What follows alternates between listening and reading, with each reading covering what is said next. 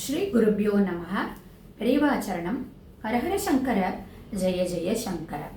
வேதவியாசர் அருளிய சிவபுராணத்திலிருந்து பஞ்சாட்சரத்தினுடைய பலன்கள் மகிமைகளை பார்த்துட்டு இருக்கோம். 5 விதமான பஞ்சாட்சரங்கள் இருக்கு. அது ஒவ்வொன்றத்தினுடைய நாமங்கள் என்னங்கிறதையும் நம்ம பார்த்தோம்.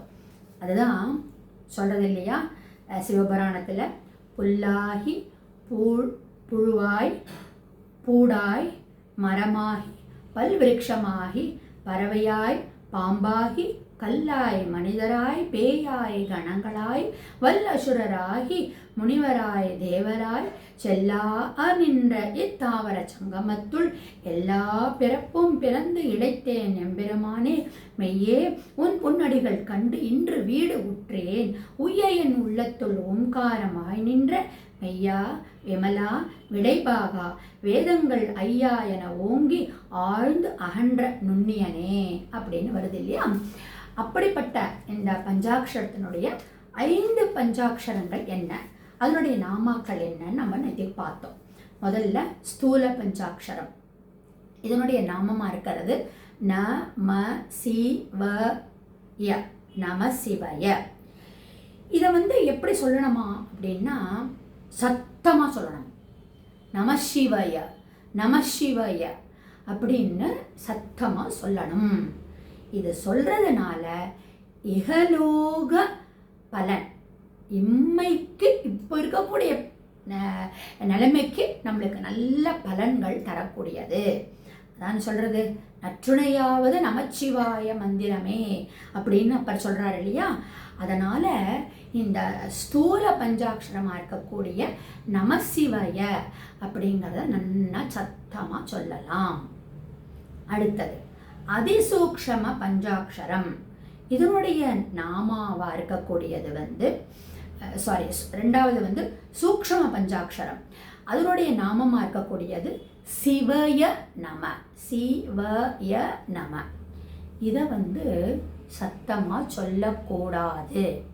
சிவய நம அப்படிங்கிறத மனசுக்குள்ளதான் நம்ம ஜபம் பண்ற மாதிரி சொல்லணுமா. அதாவது இது என்னன்னா, இந்த எதுக்கு இந்த நாமத்தை மனசுக்குள்ள சொல்லணும் அப்படின்னா, அந்த சிவய நமங்கிற நாமம் நம்மளுடைய சிந்தையில வந்துடுத்தனாலே எந்த விதமான அபாயமும் நம்மளுக்கு இல்லைங்கிறதுக்காகத்தான் நம்ம மனசுக்குள்ள சதா நம்மளுடைய சிந்தனையா மூச்சு காற்று விடுற மாதிரி இந்த சிவய நம அப்படிங்கிறது நம்மளுடைய சிந்தையில இருக்கணும் அப்படிங்கிறதுக்காகத்தான். அதனால ஒரு பயமும் இல்லை, எந்த விதமான அபாயங்களும் இல்லைங்கிறதுனால தான் சிந்தையில் இருத்தி சொல்க அப்படின்னு சொல்லி மனசுக்குள்ள சொல்லியிருக்கு. அடுத்தது அதிசூக்ஷம பஞ்சாட்சரம். இதனுடைய நாமமா இருக்கக்கூடியது சிவய சிவ. சிவய சிவ. இதுல பாருங்க, இதை எப்படி வேணா நம்ம சொல்லலாம். ரொம்ப சத்தமாகவும் சொல்லணும்னு அவசியம் இல்லை, ரொம்ப மனசுக்குள்ளே சிந்தனை பண்ணணுன்றது அவசியமே இல்லை. சிவய சிவ. இதுல இந்த வேதவியாசருடைய சிவபுராணத்தில் ரொம்ப அழகா சொல்லப்பட்டிருக்கு. என்னன்னா, இந்த யங்கிற எழுத்து சிவ சிவ அப்படிங்கிற 2 சிவக்கும் நடுவுல இருக்கு. அப்படின்னா ஒரு சிவ சிவனையும் ஒரு சிவ அர்த்தநாரீஸ்வரா இருக்கக்கூடிய சக்தியையும் சொல்லி இந்த யங்கிறது யாப்பா நம்மளை காப்பாற்றக்கூடிய ஒரு ப்ரொடக்டிவா சிவசக்திகளாக, சிவசக்தி ஸ்வரூபமா இருக்கக்கூடிய சிவனும் சக்தியுமா இருக்கக்கூடியவங்க நம்மளை ப்ரொடெக்ட் பண்ணட்டும். அப்படி ப்ரொடெக்ட் பண்ணுவா இந்த நாமத்தை நீ சொன்னேனா அப்படிங்கிற அந்த ய எழுத்த நடுவுல போட்டு இந்த சைடையும் சிவ இந்த சைடையும் சிவ அப்படின்னு சொல்லி நம்மளுடைய முழுமையா நம்மளை அர்ப்பணிக்கிறதுக்கு கூடிய ஒரு நாமமா இந்த இருக்கு. இப்படி இந்த சிவய சிவன்னு சொல்லி சிவசக்திகள் நம்மளை உயர்ந்த நிலைக்கு கொண்டு போகணும் அப்படின்னா நம்மளுடைய மனசுல இருக்கக்கூடிய மல மாயங்களை எல்லாம் போக்கணும். இதை சொல்ல சொல்ல ஆட்டோமேட்டிக்காக அதெல்லாம் மாயங்கள்லாம் போய் ஒரு பேரின்ப வாழ்வை கொடுக்கக்கூடிய ஒரு மந்திரமாக ஒரு நாமமாக இருக்குது. அதனால தான் இந்த நாமத்துக்கே சிவங்கிற நாமத்துக்கே மாணிக்க மந்திரம். ஏன்னா நான் சொன்ன மாதிரி சிவ இந்த சைடு ய நடுவில் இருக்குது. யாப்பு ப்ரொடெக்டிவ், 2 பேரும் நம்மளை ப்ரொடெக்ட் பண்ணுறா.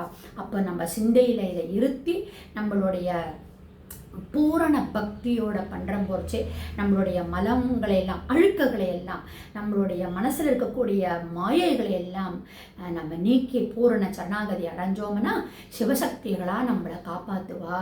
அப்படிங்கிறதுனால தான் இது மாணிக்க மந்திரம்னு ஒரு முக்கியமான மந்திரமாக இருக்கக்கூடிய அதிசூக்ஷமாக பஞ்சாட்சரம்.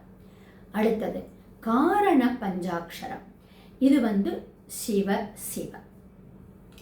என்னது அப்படின்னா, இது இந்த ஸ்டேஜில் சிவன்னு சொல்கிற ஸ்டேஜ் எப்போன்னா, இந்த சிவயன்னு சொல்லி சிவன்ற அந்த ஸ்டேஜுக்கு நம்ம வரணும். காரண பஞ்சாட்சர ஸ்டேஜுக்கு நம்ம வரணும் அப்படின்னா, நம்ம முந்தின சொன்னோம் இல்லையா, அதிசூக்ஷம பஞ்சாட்சரத்தில் மாயங்களை எல்லாம் அழுக்குகள் எல்லாம் போக்கக்கூடிய ஒரு மந்திரமாக இருக்குன்னு சொன்னோம் இல்லையா, அது எல்லாம் போயிடுத்து அப்படின்னா என்னவாயிடுமா, சிவனேன்னு கடைன்னு சொல்கிறோம் இல்லையா, அந்த சிவனேன்னு கிடைக்கக்கூடிய இந்த மாயையிலிருந்து நம்ம ஆட்டங்கள் எல்லாம் அடங்கி ஒடுங்கி ஒரு என்ன சொல்கிறது, அசையா நிலைய சிவன் நிலையை நம்ம அடையக்கூடிய ஒரு மந்திரமாக இந்த மகா காரண பஞ்சாட்சரம் காரண பஞ்சாட்சரம் சொல்லக்கூடிய சிவ நாமம். அப்படிங்கிறதுனால இது என்ன அப்படின்னா, இந்த வேதவியாசருடைய சிவபுராணத்தில் சொல்லக்கூடிய இருக்கிறது என்னன்னா, இந்த மலங்கள் கெட்டதெல்லாம் போயிடுது இல்லையா, அப்போ என்ன ஆயிடுறதா, வாசனம் திரவியங்களா நம்மளுடைய பரமாத்மா நம்பும் சிவன் நம்ம மனசுக்குள்ள வந்துட்டார் இல்லையா, அழுக்குகள்லாம் போயிடுது இல்லையா, அப்போ இந்த நம்மளுடைய ஆன்மா வாசனையா இருக்கான். அதனால தான் இந்த சிவங்கிற இந்த பஞ்சாட்சர மந்திரம் ரொம்ப வாசனை கொடுக்கக்கூடிய ஒரு மந்திரமாக இருக்குது அப்படின்னு சொல்கிறது. ஸோ அதிசூக்ஷம பஞ்சாட்சரத்தில் சிவய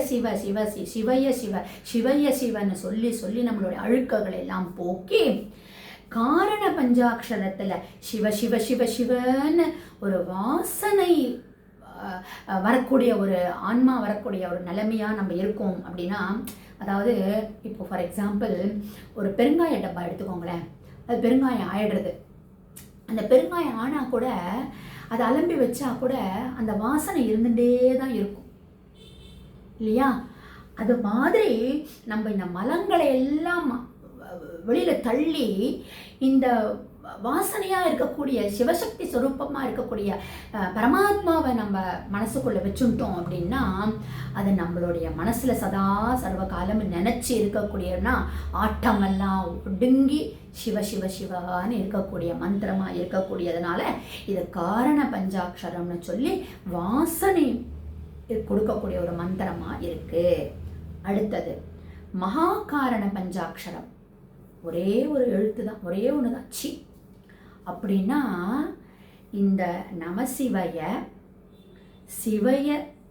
நமசிவயங்கிறது ஃபஸ்ட்டு பஞ்சாட்சரம், சிவய நம ரெண்டாவது, சிவய சிவன்னு சொல்லி நம்ம மனசெல்லாம் அடக்கி ஒடுக்கி பண்ணினதுக்கப்புறமா மோன நிலைக்கு நம்ம போனதுக்கப்புறமா அந்த ஃபுல்லாக அந்த 5 எழுத்தை சொல்லணுன்ற அவசியமே இல்லை.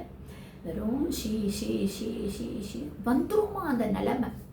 இதையெல்லாம் நம்ம ஒழுங்காக பஞ்சாட்சரத்தை இந்த நான் டிஸ்கிரிப்ஷன்லேயும் இந்த பிக்சர் கொலாஜ்லேயும் நான் இதை கொடுக்குறேன்.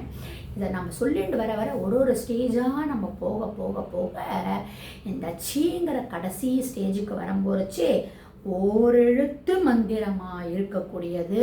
அப்படின்னா நம்மளுடைய